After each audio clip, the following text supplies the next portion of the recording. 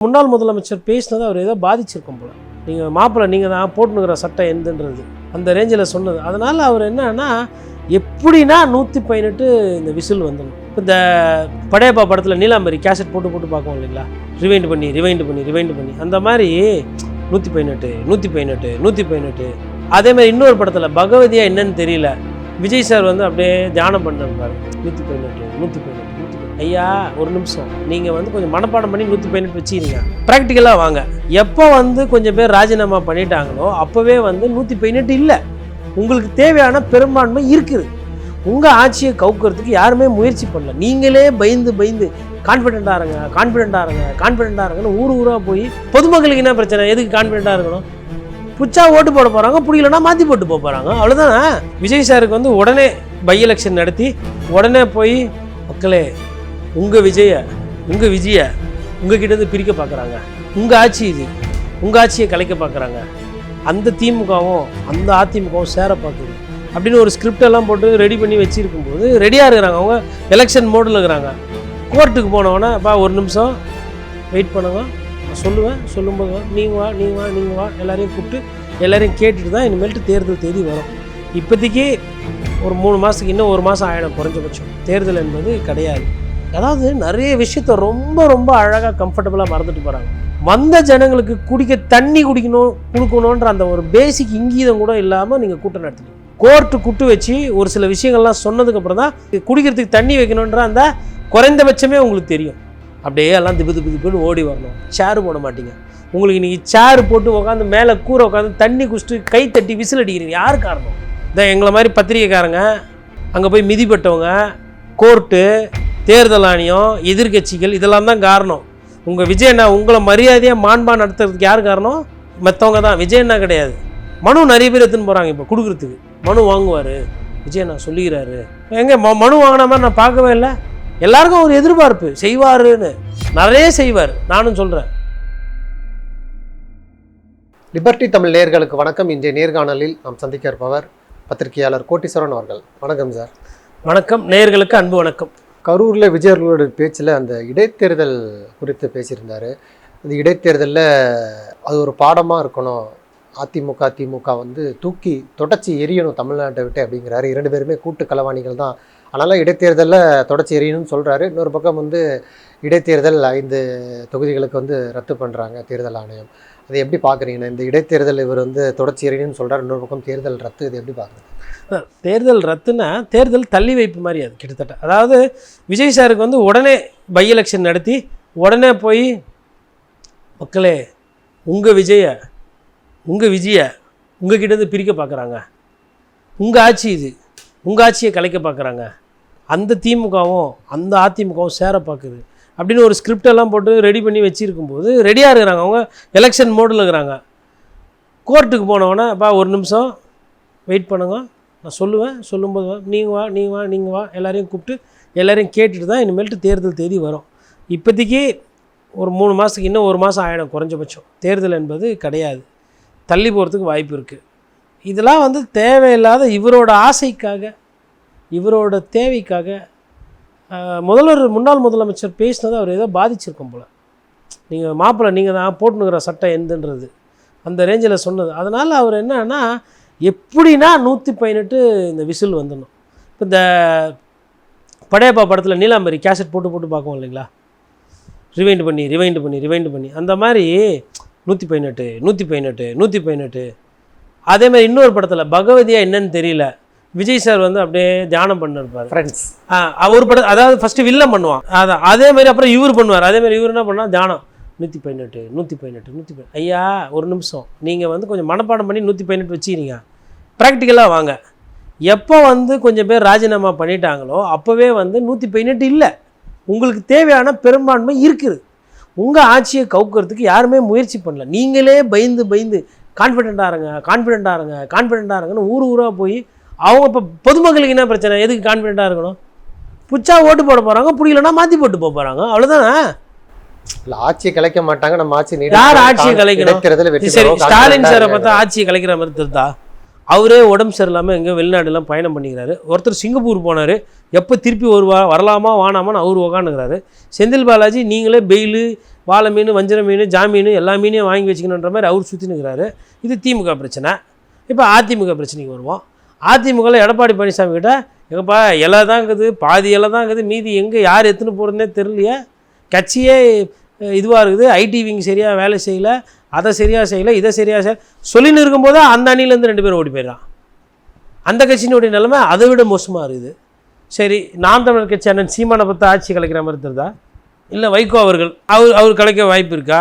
இல்லை கவர்னர் அர்லேக்கர் அவர் கழிச்சு அவருக்கு என்ன கிடைக்க போகுது? ஒருவேளை பாஜக ஒரு 70 சீட்டுக்குது அப்படின்னா ஏதோ கழிச்சு பிஜேபி ஒரு ஆட்டம் ஆடலாம். யார் கலைக்க போகிறது என்ன சொல்லுங்கள்? இந்த இடைத்தேர்தல் நிப்பாட்டி இந்த வழக்கு போட்டிருக்கீங்களா, இடைத்தேர்தல் இப்போ தள்ளி போயிருக்குது. அப்போ தாவேக்காக்கு அந்த அதிமுகலேருந்து வந்தவங்க வந்து மீண்டும் தாவேக்கா சார்பாக போட்டிட்டு வெற்றி பெற்றக்கூடாதுன்னு தானே அந்த வழக்கை போட்டு தேர்தலை நீங்கள் தள்ளி வைக்கிறீங்க. அதாவது நீதியரசர் தமிழ்நாடுடைய சீஃப் ஜஸ்டிஸ் அரவிந்த் அவர்கள் மீதும் சந்தேகப்படுகிறீர்கள். அதாவது தன்மையை சொல்லிடுறேன் ஏன் இந்த வழக்கு வந்துச்சுன்னு. பொதுவாக தேர்தல் என்று நடந்து முடிஞ்ச உடனே ஜெயித்தவங்களை எதிர்த்து தோற்றவங்க வழக்கு போடுவாங்க. இது வந்து எல்லா தேர்தலையும் நடந்துக்குதுங்க. உங்களுக்கு 14 சட்டமன்ற தேர்தல் நடக்குது, இல்லை 17 சட்டமன்ற தேர்தல் நடந்திருந்ததுன்னா ஒவ்வொரு மாநிலத்திலையும் ஜெயித்தவங்களை எதிர்த்து தோற்றவங்க வழக்கு போடுவாங்க. இப்போ அப்பாவு வழக்கு இருந்தது, இன்பதுரை அவங்க அந்த வழக்கு இருந்தது. இப்போ திருப்பத்தூரில் இவர் முன்னாள் அமைச்சர் பெரிய கருப்பன் ஒரு ஓட்டில் தோற்று போயிட்டார், அவர் வழக்கு தொடர்ந்துருக்கிறாரு. கொளத்தூரில் முதலமைச்சராக ஸ்டாலின் இருந்தப்போ சைதை துரைசாமி அவர்கள் அதை எதிர்த்து வழக்கு போட்டிருந்தார். இந்த மாதிரி சொல்லணுன்னா 100 வழக்கு சொல்ல முடியும். எப்பயுமே தேர்தல் முடிஞ்சோன்னா வழக்குன்னு போடுவாங்க. அது வந்து என்ன ஆகிடும்னா எம்எல்ஏன்னு ஒருத்தர் தேர்ந்தெடுக்கப்பட்ட ஒரு எம்எல்ஏ வேலை பார்ப்பார், வழக்கு ஒரு சைடு நடக்கும். இந்த ப்ராசஸில் தேர்ந்தெடுக்கப்பட்ட எம்எல்ஏவே ராஜினாமா பண்ணிட்டார். அப்போ கோர்ட் என்ன சொல்லுதுன்னா, என்னப்பா நீ ஜெயிச்சதே தப்புன்னு இங்கே ஒருத்தர் வழக்கு போட்டுக்கிறாரு, நீ என்னடா ராஜினாமாவே பண்ணிட்ட, இப்போ நான் தீர்ப்புன்னு ஒன்று சொல்லணும்ல. அதாவது நீங்கள் ஜெயிச்சது சட்டப்படி செல்லுமா செல்லாதா அப்படின்னு என்கிட்ட வழக்கு வந்து நான் தீர்ப்பு சொல்லுவேன், நீங்கள் என்னன்னா ராஜினாமா பண்ணிட்டீங்க. இப்போது என்னோடய தீர்ப்பு வந்து ஒன்று வருது, ராஜினாமா பண்ணதுனால அங்கே ஒரு எம்எல்ஏ நிறுத்திட்டிங்கன்னா ஒரு தொகுதிக்கு என்ன 2 எம்எல்ஏவா? என்னோடய வழக்கு நிலுவையில் இருக்கும்போது நீங்கள் ராஜினாமா உடனே வருது. அப்போ தான் கேட்குறாங்க கோர்ட்டுக்கு வந்து நீங்கள் வந்து கேஸை வந்து உங்கள் மீது அப்போ எதனா இருந்துச்சா, இந்த மாதிரி கேஸ் இருந்தால் அதுக்கப்புறம் ராஜினாமா, இல்லை அதுக்கு முன்னாடி என்ன, இல்லை நாங்கள் ராஜினாமா பண்ணப்போ இந்த கேஸும் இல்லை. அதுக்கெல்லாம் எங்கே சார் நேரம் ஊட்டிங்க? நைட்டோட நைட்டாக யார் எந்த குரூப்பில் இருக்கிறாங்கன்னு தெரிய மாட்டேங்குதா? ஒரு வழக்கு தொடரணும்னா ஒரு டைப் பண்ண வேணாம், கோர்ட்டில் போயிட்டு ஐயா வழக்கு தொடர்றேன் அப்படியா தொடர முடியும்? டிராஃப்ட் எழுதணும், அஃபிடாவிட் செக் பண்ணணும், கரெக்டாக இருக்கா ஃபேக்ட்ஸு, கேஸ் எல்லாம் சைட்டேஷன் ஒரு 4 கேஸை எடுத்து இந்த கேஸில் இது மாதிரி ஆயிருக்கு, இந்த கோர்ட் இந்த டைரெக்ஷன் கொடுத்துருக்கு, ஹைகோர்ட் இது சொல்லியிருக்கு, சுப்ரீம் கோர்ட் இது சொல்லி, தேர்தல் ஆணையத்தோட சட்டம் இது சொல்லுது, சபாநாயகர் இந்த சட்டத்தில் இதுன்னு சொல்லி எழுதணும்ல, ப்ரிப்பேர் பண்ணணும்ல. ஒரு 1.5 மாதம் கூட ஆகலை, அதுக்குள்ளே ஒவ்வொருத்தர் ராஜினாமா பண்ணிட்டு கோட்மார் விஜயபாஸ்கர் சொல்கிறார் இல்லைங்களா, அப்ரோச் பண்ணாங்க, பிடிச்சிருந்துச்சி போய் ஜாயின் பண்ணுறோம், அவ்வளோதான், சிம்பிளாக முடிச்சிட்டாரு. கரெக்டு தான், அவங்க தான் அதான் டிடிவி தினகரன் அதான் சொல்கிறாரு, அப்ரோச் பண்ணி கூட்டின்னு போயிட்டாங்க அப்படின்றாரு. இல்லை அப்ரோச்சில் நீங்கள் வேறு அப்ரோச் சொல்கிறீங்க. இல்லை இப்போ புரிகிற மாதிரி சொல்கிறாரு. இப்போ நீங்கள் என்ன பண்ணீங்க, லிபர்ட்டி தமிழில் சனிக்கிழமை தோறும் பேட்டி அப்படின்னு நீங்கள் அப்ரோச் பண்ணீங்க. நான் வந்து சரி இது டேர்ம்ஸு இப்படின்னா நம்ம பேசுவோம் அப்படின்னு நம்ம ஒன்று பண்ணுறோம்.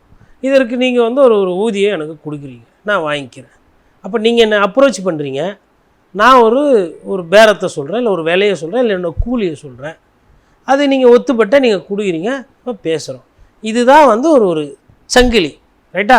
அப்போ அப்படி இருக்கும்போது அவர்கள் அப்ரோச் பண்ணுறாங்க, இவர் இசைவு தெரிவிக்கிறார், ஆனால் நடுவில் கொஞ்சம் பக்கத்தை காணுன்ற மாதிரி இதை சொல்ல மாட்டாங்க. எனக்கு மறைக்கிறதுக்கு ஒன்றும் கிடையாது, நம்ம வந்து கோடிகளில் ஈட்டுறது கிடையாது, கருப்பு பணம் கிடையாது, அதனால் நம்ம அதை வெளிப்படையாக சொல்கிறோம். அவங்களால அப்படி சொல்ல முடியாது. அப்போ கோர்ட்டுக்கோ இல்லை மற்ற அரசியல் கட்சிகளுக்கோ இதில் குதிரை பேர் அரசியல் இருக்குமான்னு ஒரு சந்தேகம். இப்போ பாருங்கள், 2 நாள் கழிச்சு நான் வேறு சொன்னேன், நான் அப்ரோச்சுன்னு சொன்னது வேறு சொன்னேன், நீங்கள் தப்பாக புரிஞ்சுக்கினீங்கன்னு சொல்லுவார் பாருங்க. 2-3 நாளில் சொல்லிடுவார் விஜயபாஸ்கர். அதனால் பார்க்கணும். இல்லை இந்த இடைத்தேர்தலில் என்ன தான் பண்ணாலுமே தாவேக்காவுடைய வெற்றி வாய்ப்பை தடுக்க முடியாது, ஆட்சி வந்து நிலைக்கும். ஏன்னா வந்து தமிழ்நாடு முழுக்க லஞ்சம் வந்து சுத்தமாக அறவே ஒழிக்கப்பட்டிருக்குன்னு விஜய் அவர்கள் சொல்கிறாரு. இது வரைக்கும் நான் பண்ணதெல்லாம் சாம்பிள் தான், இனிமேல் என்னுடைய ஆட்சி ரொம்ப விசுரூபமாக இருக்கும்னு ஒரு பதிவையும் பண்ணுறாரு. எப்படி பார்க்குறீங்க? இல்லை, லஞ்சம் என்பது ஒழிக்கப்படுறதுக்கு உண்டான முயற்சிகள் தெரியுது.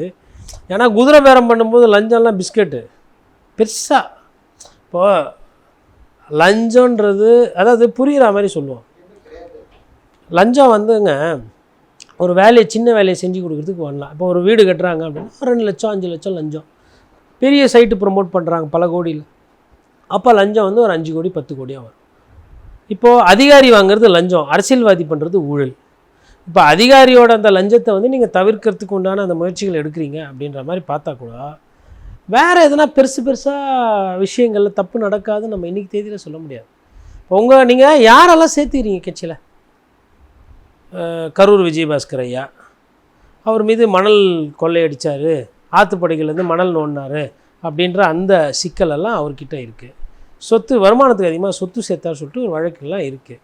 அதுக்கப்புறம் ஐயா விராலிமலை விஜயபாஸ்கர் அவர் வந்து குட்கா சம்மந்தப்பட்ட வழக்குகள்லாம் அவர் மீது இருக்குது. கொரோனா காலத்தில் ஒரு சில முறைகேடுகள்லாம் நடந்துன்னு சொல்லிட்டு அவர் மீது விமர்சனம் என்பது இருக்குது. அப்புறம் ஐயா செங்கோட்டையன் ஐயா வந்து அப்போவே வந்து கோர்ட்டில் வந்து சின்ன சின்ன தண்டனைகள்லாம் வாங்கியிருக்கிறார். அப்புறம் ஐயா ஆதவர்ஜனா கருப்பு பணம் லாட்ரி சீட்டில் விற்றதில் பில்லு போடாமல் தப்பாக எக்ஸ்ட்ராவாக போட்டு பண்ணதான் அவர் மீதும் விமர்சனம் என்பது பிரச்சனையெல்லாம் இருக்குது. அப்போ இவங்களெல்லாம் கூட வச்சுக்கிட்டு இந்த மாதிரி நபர்களை வச்சுக்கொண்டு உங்களால் எப்படி ஊழல் எதிர்ப்போ இல்லை அதை பற்றி உங்களால் பேச முடியுது? அப்போது நீங்கள் வந்து இதெல்லாம் பேசுகிறீங்க, ஆனால் உங்களோட செயல்பாடுகள் பற்றி அப்படியே முரணாக இருக்குது. கேட்டால் சொல்லுங்கங்கிறார்ல, உங்கள் அண்ணன் உங்கள் தம்பி விஜய் இருக்கிறாரு, லஞ்சம் கேட்குறவங்கள்ட்ட இந்த பதில் சொல்லுங்கள் அப்படிங்கிறார். இல்லை அதெல்லாம் கரெக்டு, லஞ்சம் கேட்குறவங்களுக்கு அந்த பதில் சொல்லுங்கன்னு அவர் சொல்லியிருக்கிறாரு. அந்த கருத்தை வந்து நம்ம ஏற்றுக்கிறோம், அதில் மாற்று கருத்து கிடையாது. ஒருவேளை லஞ்சம் இல்லாத ஒரு சமுதாயத்தை வந்து விஜய் சார் உருவாக்குனாருன்னா 100 விழுக்காடு அவருக்கு நன்றி, பாராட்டுகள், ரைட்டு. சரி, இப்போ இந்த 4 பேர் என்ன பண்ணுறது? இல்லை, அவங்க மீது வழக்கம் போல் தொடரும் வந்துட்டதுனால அதெல்லாம் 5 வருஷத்துக்கு தமிழ்நாடு காவல்துறையால் ஒரு துரும்பு கூட இவர்களுக்கு எதிராக எதுவும் நடக்காது. இனிமேல்ட்டு இவர்கள் ஆல்ரெடிங்க இப்போ ஒரு சிறுத்தை வந்து சுற்றுது, அது வந்து போய் ஒரு எஸ்டேட்டில் போய் யாரையோ ஒரு அடிச்சுது, உங்களுக்கு சந்தேகம் அந்த சிறுத்தை தானான்னு தெரியாது, என்ன பண்ணுவாங்க, அந்த சிறுத்தையை பிடிச்சி கூண்டுக்குள்ளே போட்டுருவாங்க. ஏன்னா சந்தேகம் இருக்குது, இந்த சிறுத்தையை வெளியில் விட்டால் இன்னொருத்தர் அடிக்கும். அதே மாதிரி இவர்கள் மீது ஊழல் குற்றச்சாட்டுகள் என்ற சந்தேகம் இருக்கிறது. ஆனால் நீங்கள் என்ன பண்ணுறீங்க, இவங்களெல்லாம் கூப்பிட்டு வச்சு வால் கொடுக்குறாரு, ஒருத்தர் சால்வர் போடுறாரு, ஒருத்தர் மப்ளர் எடுத்து மாட்டிக்கிறாரு. சரி, ஒருவேளை இவங்க தப்பு பண்ணியிருந்தாங்கன்னா திருப்பி தப்பு மாட்டாங்கன்றதுக்கு என்ன உத்தரவாதம்? ஏன் இந்த மாதிரி நபர்களை வந்து நானா கேட்குறேன்னா, நீங்கள் தனியாக வந்தீங்க, உங்களுக்கு நிறைய பேர் ஓட்டு போட்டாங்க, உங்கள் கட்சியில் ஆளுங்க இருக்கிறாங்க, சொந்த கட்சிக்காரங்களை நீங்கள் வளர்த்து விட்டு கட்சி நடத்தலாமா? எதுக்கு நீங்கள் இந்த மாதிரி அல்லு சில்லு ஊழல் சக்தி அதுக்கப்புறமா மற்றும் பலர்கிட்டலாம் போய் நீங்கள் போய் நிற்கிறீங்க? அப்போ என்ன விதமான அரசியல் தலைவர் நீங்கள் ஃபஸ்ட்டு அதை சொல்லுங்கள், நீங்கள் என்ன விதமான அரசியல்வாதி? இல்லை, இவர் பக்கம் சேர்ந்தவங்க யாருமே ஓடுற மாதிரி தெரியல. இப்போ திமுகவில் வந்து தான் செந்தில் பாலாஜி ஓடுறாரு, ஒருத்தர் செங்கற்புக்கு ஓடிட்டாரு, இன்னொருத்தருக்கு வெள்ளாடுக்கு ஓடிட்டாரு, நான் ஸ்டாலின்லாம் சொல்லலை, இன்னும் யாரெல்லாம் மாட்ட போகிறாங்களோ அப்படிங்கிற அந்த மாதிரி சொல்கிறாருல்ல. இல்லை, அப்போ தான் கொஞ்சம் நாளைக்கு முன்னாடி போய் பார்க்கணும். கரூரில் பிரச்சனையை அனுப்ப நீங்களாம் ஏன் ஓடினீங்க? பத்திரிகையில் தேடி பார்த்தாங்களே அன்னைக்கு. இல்லை 3-4 நாள் பிரச்சனை அதிகமாகும்னு விளக்கம் கொடுத்துட்டாரு அவர். பிரச்சனை அதிகமாகலாம் ரைட்டு, நிறைய பேருக்கு தமிழ்நாட்டில் இருந்தீங்களா எங்கே இருந்தீங்களான்னு தெரியலையே. எத்தனை பேர் இப்போ பத்திரிகையாளர் சந்திச்சிங்க, எத்தனை நாள் கழிச்சு சந்திச்சிங்க, எங்கே இருந்தீங்கன்னே தெரியலையே. உங்கள் ஆளுங்க யாருமே தலைமறைவா இல்லையா? யாருமே வந்து கேட்குறாங்களே, எப்படி என்ன சம்பவம் நடந்த 5 நிமிஷத்தில் செந்தில் பாலாஜி வந்துட்டாரு. சரி, செந்தில் பாலாஜி சூப்பர்மேனு, பேண்ட்டு போட்டுன்னு அதுக்கு மேலே ட்ரெஸ்ஸு போட்டுன்னு வந்துட்டார், உள்ளாடை போட்டு பறந்து வந்துட்டார். சரி, இப்போ செந்தில் பாலாஜி 5 நிமிஷம் வந்தது பிரச்சனையா, இல்லை 7 மணி நேரமாக நீங்கள் லேட்டாக வந்தது பிரச்சனையா? செந்தில் பாலாஜி 5 நிமிஷத்தில் நிகழ்ச்சி நடந்ததுக்கப்புறம் வர்றார், நிகழ்வு நடந்ததுக்கப்புறம். நீங்கள் நிகழ்வுக்கு முன்னாடி 7 மணி நேரம் லேட்டாக வரீங்க. அப்படி அதாவது செந்தில் பாலாஜி 5 நிமிஷத்தை வந்ததை ஒரு 5000 வாட்டி பேசியிருப்பீங்க நீங்கள் ஏன் 7 மணி நேரம் லேட்டாக வந்தீங்கன்றதை ஒரு 7 வாட்டி இருக்குங்கிறாங்க பேசுறது. சரி, நான் என்ன சொல்கிறேன்னா, இப்போ நான் நியூட்ரலாக பார்க்குறேன். சரி, எனக்கு செந்தில் பாலாஜி மீதும் சந்தேகமாக இருக்குது, ஐயா விஜய் சார் மீதும் சந்தேகமாக இருக்குது. அப்போ நியாயமான வாதம் எங்கங்க? ஃபஸ்ட்டு நீங்கள் ஏன் சார் 7 மணி நேரம் லேட்டாக வந்தீங்க? உங்களுக்கு தெரியாதா? சரி, ஒரு காவல்துறை அதிகாரி சொல்லியிருந்தால் நிறுத்தியிருப்போம், ரைட்டு, புரியுது. சரி உங்களுக்கு சொந்தமாக தோணலையா? கூட்டம் இருக்குது. இப்போ தண்ணி, அதாவது நிறைய விஷயத்த ரொம்ப ரொம்ப அழகாக கம்ஃபர்டபுளாக மறந்துட்டு போகிறாங்க. வந்த ஜனங்களுக்கு குடிக்க தண்ணி கொடுக்கணுன்ற அந்த ஒரு பேசிக் இங்கீதம் கூட இல்லாமல் நீங்கள் கூட்டம் நடத்துனீங்க. கோர்ட்டு குட்டு வச்சு ஒரு சில விஷயங்கள்லாம் சொன்னதுக்கப்புறம் தான் குடிக்கிறதுக்கு தண்ணி வைக்கணுன்ற அந்த குறைந்தபட்சமே உங்களுக்கு தெரியும். நீங்கள் இதுக்கு முன்னாடி போட்ட கூட்டம்லாம் எப்படி அப்படியே எல்லாம் திப்பு திப்புன்னு ஓடி வரணும், சேரு போட மாட்டீங்க. உங்களுக்கு இன்றைக்கி சேர் போட்டு உட்காந்து மேலே கூரை உட்காந்து தண்ணி குடிச்சிட்டு கை தட்டி விசில் அடிக்கிறீங்க, யார் காரணம்? இதான் எங்களை மாதிரி பத்திரிகைக்காரங்க, அங்கே போய் மிதிப்பட்டவங்க, கோர்ட்டு, தேர்தல் ஆணையம், எதிர்கட்சிகள், இதெல்லாம் தான் காரணம். உங்கள் விஜயண்ணா உங்களை மரியாதையாக மாண்பா நடத்துறதுக்கு யார் காரணம்? மற்றவங்க தான், விஜயண்ணா கிடையாது. இல்லைன்னா இந்த சம்பவம் நடக்கலைன்னா இன்னமும் அப்படியே வெயிலில் தான் நின்று இருக்கணும். வெயிலே அப்படியே காஞ்சின்னு அப்படியே கருவோடு மாதிரி நின்றுன்னு அப்படியே போயிடுவார். மனு நிறைய பேர் எடுத்துன்னு போகிறாங்க இப்போ கொடுக்குறதுக்கு. மனு வாங்குவார், விஜயண்ணா சொல்லிக்கிறாரு. எங்கே மனு வாங்கின மாதிரி நான் பார்க்கவே இல்லை. எல்லாருக்கும் ஒரு எதிர்பார்ப்பு, செய்வாருன்னு. நிறைய செய்வார், நானும் சொல்கிறேன். இனிமேல் தான் விஸ்வரூபம் எடுக்கும். இனிமேல் தான் விஸ்வரூபம். எவ்வளோ மனு வாங்கி எத்தனை மனுக்கு முடிவு கொடுக்குறாரு என்னென்னு பார்ப்போம். நன்றி. நிறைய நல்ல தகவல்களை நேர்களுக்கு சொல்லியிருக்கீங்க. உங்களுடைய நேரத்துக்கு நன்றி.